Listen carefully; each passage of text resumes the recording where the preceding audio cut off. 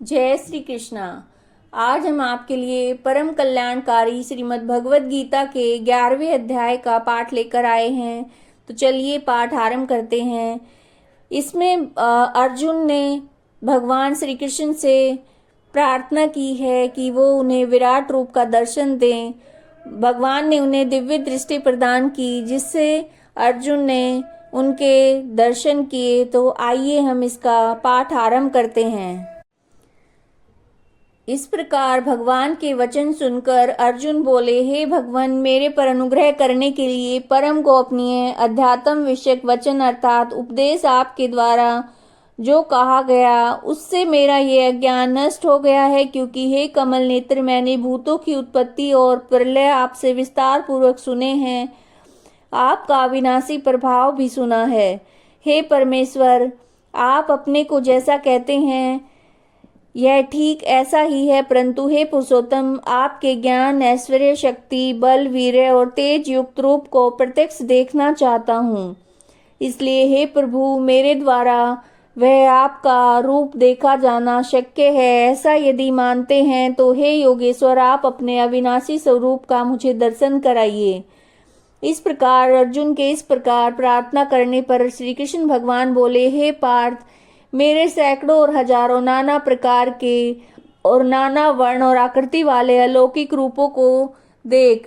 हे भरतवंशी अर्जुन, मेरे में आदित्यों अर्थात अदिति के 12 पुत्रों को, 8 वसुओं को, 11 रुद्रों और दोनों अश्विनी कुमारों को और 49 मरुद गणों को देख, तथा और भी बहुत से पहले न देखे हुए आश्चर्यमय रूपों को देख।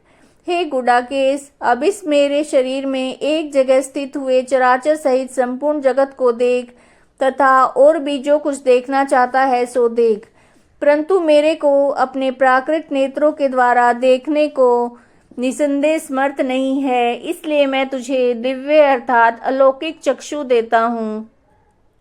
इससे तू मेरे प्रभाव को और योग शक्ति को देख। संजय बोले, हे राजन, महायोगेश्वर और सब पापों के नाश करने वाले भगवान ने इस प्रकार कहकर उसके उपरांत अर्जुन के लिए परम ऐश्वर्य युक्त दिव्य स्वरूप दिखाया। उस अनेक मुख और नेत्रों से युक्त तथा अनेक अद्भुत दर्शन वाले एवं बहुत से दिव्य भूषणों से युक्त और बहुत से दिव्य शस्त्रों को हाथों में उठाए हुए तथा दिव्य माला और वस्त्रों को धारण किए हुए, दिव्य गंध का अनुलेपन किए हुए, सब प्रकार के आश्चर्यों से युक्त, सीमा रहित विराट स्वरूप परम परमेश्वर को अर्जुन ने देखा। हे राजन, आकाश में 1000 सूर्यों के साथ उदय होने से उत्पन्न हुआ जो प्रकाश होवे, वह भी उस विश्व रूप परमात्मा के प्रकाश के दस कदाचित ही होवे। ऐसे आश्चर्य में रूप को देखते हुए पांडु पुत्र अर्जुन ने उस काल में अनेक प्रकार से विभक्त हुए अर्थात पृथक पृथक हुए संपूर्ण जगत को उस देवों के देव श्री कृष्ण भगवान के शरीर में एक जगह स्थित देखा। उसके अनंतर वह आश्चर्य से युक्त हुआ हर्षित रोमों वाला अर्जुन विश्व रूप परमात्मा को श्रद्धा और भक्ति सहित सिर से प्रणाम करके हाथ जोड़े हुए बोले, हे देव, आपके शरीर में संपूर्ण देवों को और अनेक भूतों के समुदाय, कमल के आसन पर बैठे हुए ब्रह्मा को, महादेव को, संपूर्ण ऋषियों और दिव्य सर्पों को देखता हूँ। हे संपूर्ण विश्व के स्वामिन, आपके अनेक हाथ, पेट, मुख और नेत्रों से युक्त तथा सब ओर से अनंत रूपों वाला देखता हूँ। हे विश्व रूप, आपके न अंत को देखता हूँ, न मध्य को, न आदि को देखता हूँ। हे विष्णु, आपको मैं मुकुट युक्त, गदा युक्त, चक्र युक्त और सब ओर से प्रकाशमान तेज का पुंज, प्रज्वलित अग्नि, सूर्य के सदृश ज्योति युक्त, देखने में अति गहन और अप्रमेय स्वरूप सब ओर से देखता हूँ। अग्नि के समान इसलिए हे भगवान, आप ही जानने योग्य परम अक्षर हैं अर्थात पर ब्रह्म परमात्मा हैं।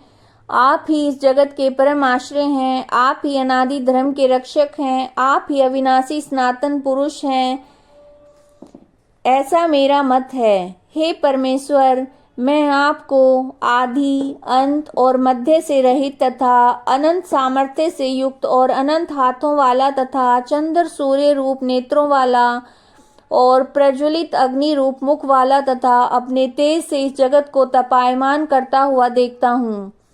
हे महात्मन, यह स्वर्ग और पृथ्वी के बीच का संपूर्ण आकाश तथा सब दिशाएं एक आप से ही परिपूर्ण है। आप से इस अलौकिक और भयंकर रूप को देखकर तीनों लोक अति व्यथा को प्राप्त हो रहे हैं। हे गोविंद, वे सब देवताओं के समूह आप में प्रवेश करते हैं और कई एक भयभीत होकर हाथ जोड़े हुए आपके नाम और गुणों का उच्चारण करते हुए महर्षि और सिद्धों के समुदाय कल्याण होवे ऐसा कहकर उत्तम उत्तम स्तोत्रों के द्वारा आपकी स्तुति करते हैं। हे परमेश्वर, जो एकादश रुद्र और द्वादश आदित्य, 8 वसु और साध्य गण, विसुदेव, अश्विनी कुमार, मरुदगण, पितरों का समुदाय, गंधर्व, यक्ष, राक्षस, सिद्ध गणों के समुदाय, वे सब विस्मित हुए आपको देखते हैं। हे महाभाव, आपके बहुत से मुख और नेत्रों वाले तथा बहुत से हाथ और जंघा पैरों वाले, बहुत उदरों वाले और बहुत सी विकराल दाढ़ों वाले महान रूप को देखकर सब लोग व्याकुल हो रहे हैं तथा मैं भी व्याकुल हो रहा हूँ। क्योंकि हे विष्णु, आकाश के साथ स्पर्श किए हुए दीप्यमान अनेकों रूपों से युक्त फैलाए हुए मुख और प्रकाशमान विशाल नेत्रों से युक्त आपको देखकर भयभीत अंतकरण वाला मैं धीरज और शांति को नहीं प्राप्त होता हूँ। हे भगवान, आपके विकराल दाढ़ों वाले और प्रलय काल की अग्नि के समान प्रज्वलित मुखों को देखकर दिशाओं को नहीं जानता हूँ और सुख को भी नहीं प्राप्त होता हूँ। इसलिए हे देवेश जगन निवास, आप प्रसन्न होवे। मैं देखता हूँ कि सभी धृतराष्ट्र के पुत्र राजाओं के समुदाय सहित आप में प्रवेश करते हैं। भीष्म पितामह, द्रोणाचार्य, कर्ण, हमारे पक्ष के भी प्रधान योद्धाओं सहित सब के सब वेग युक्त हुए अपने विकराल दाढ़ों वाले भयानक मुखों में प्रवेश करते हैं और कई एक चूर्ण हुए सिरों सहित आपके दांतों के बीच में लगे हुए दिखते हैं। हे विश्वमूर्ते, जैसे नदियों के बहुत से जल के प्रवाह समुद्र के सम्मुख तोड़ते हैं अर्थात समुद्र में प्रवेश करते हैं, वैसे ही शूरवीर मनुष्यों के समुदाय भी आपके प्रज्वलित हुए मुखों में प्रवेश करते हैं। अथवा जैसे पतंग मोह के वश में होकर नष्ट होने के लिए प्रज्वलित अग्नि में अतिवेग से युक्त हुए प्रवेश करते हैं, वैसे ही ये सब लोग भी अपने नाश के लिए आपके मुख में अतिवेग से युक्त हुए प्रवेश करते हैं और आप संपूर्ण लोगों को प्रज्वलित मुखों के द्वारा अग्रसन करते हुए सब ओर से चाट रहे हैं। हे विष्णु, आपका उग्र प्रकाश संपूर्ण जगत को तेज के द्वारा परिपूर्ण करके तपायमान करता है। हे भगवान, आप कृपा करके मेरे प्रति कहिए कि आप उग्र रूप वाले कौन हैं। हे देवों में श्रेष्ठ, आपको नमस्कार होवे, आप प्रसन्न होइए। आदि स्वरूप मैं तत्व से जानता हूँ, क्योंकि आपकी प्रवृत्ति को मैं नहीं जानता। इस प्रकार अर्जुन के पूछने पर श्री कृष्ण भगवान बोले, हे अर्जुन, मैं लोकों का नाश करने वाला बड़ा हुआ महाकाल हूँ। इस समय इन लोकों को नष्ट करने के लिए प्रवृत्त हुआ हूँ। इसलिए जो प्रतिपक्षियों की सेना में स्थित हुए योद्धा लोग हैं, वे सब तेरे बिना भी नहीं रहेंगे, अर्थात तेरे युद्ध न करने से भी इन सब का नाश हो जाएगा। इससे तू खड़ा हो और यश को प्राप्त कर, शत्रुओं को जीत कर धन धान्य से संपन्न राज्य को भोग। यह सब शूरवीर पहले से ही मेरे द्वारा मारे हुए हैं। हे सव्यसाचिन, तू तो केवल निमित्त मात्र ही हो जा।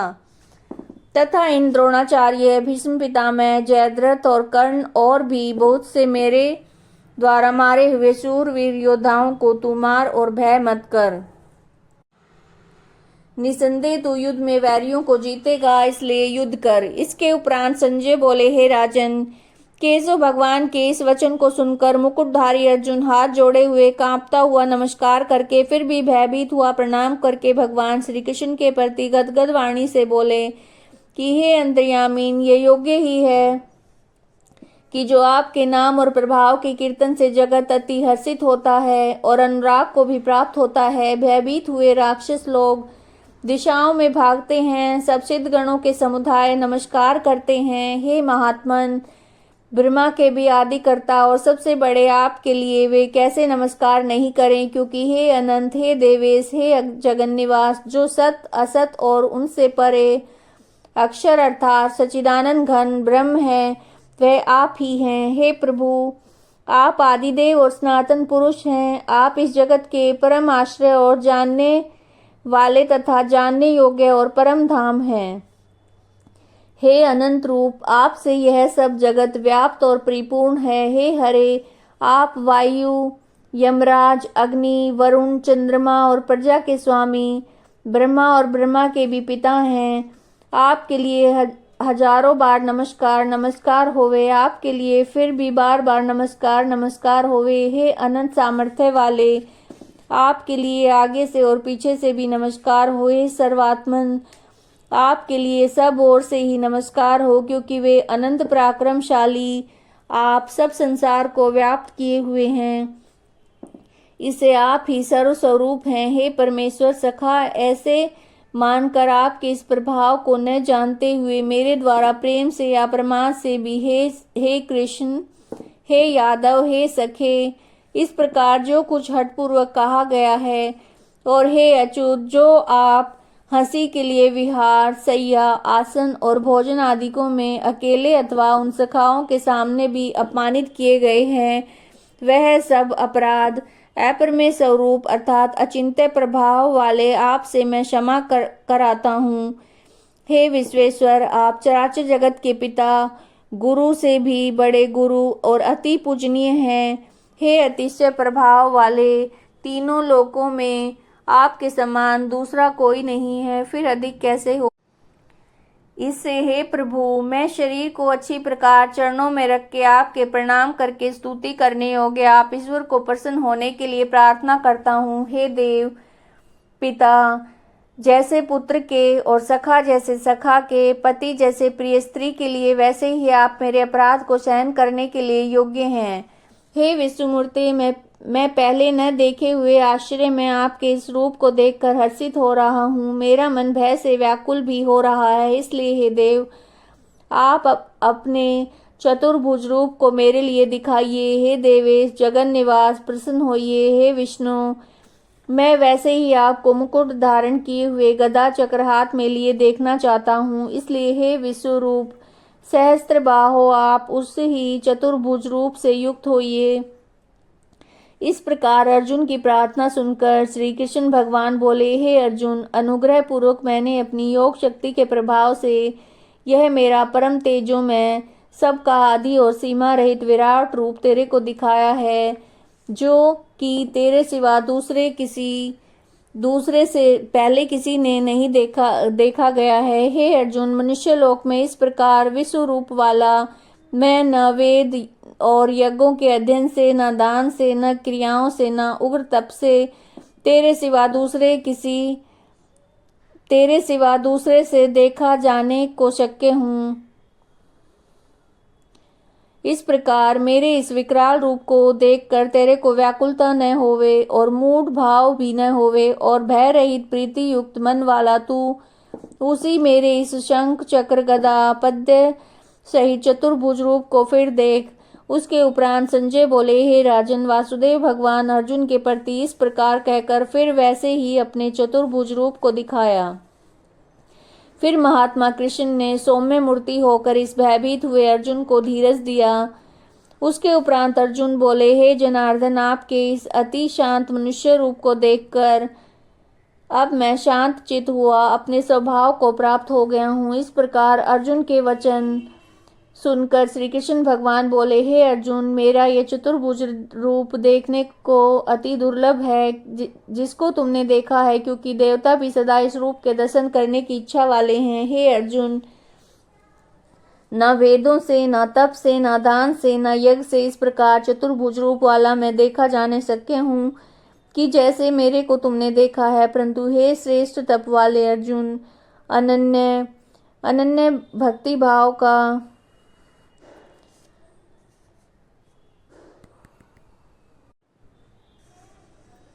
भक्ति करके इस प्रकार चतुर्भुज रूप वाला मैं प्रत्यक्ष देखने के लिए और तत्व से जानने के लिए प्रवेश करने के लिए अर्थात एक ही भाव से प्राप्त होने के लिए भी शक्य हूँ। हे अर्जुन, जो पुरुष केवल मेरे ही लिए सब कुछ मेरा समझता हुआ यज्ञ, दान, तप आदि संपूर्ण कर्तव्य कर्मों को करने वाला है और मेरे प्राण है, अर्थात मेरे को परम आश्रय, परम गति मानकर मेरी प्राप्ति के लिए तत्पर है, तथा मेरा भक्त है, अर्थात मेरे नाम, गुण, प्रभाव और रहस्य के श्रवण, कीर्तन, मनन, ध्यान और पठन पाठन प्रेम सहित निष्काम भाव से निरंतर अभ्यास करने वाला है और आसक्ति रहित है, अर्थात स्त्री, पुत्र, धन आदि संपूर्ण सांसारिक पदार्थों में स्नेह रहित है, संपूर्ण भूत प्राणियों में वैर भाव से रहित है।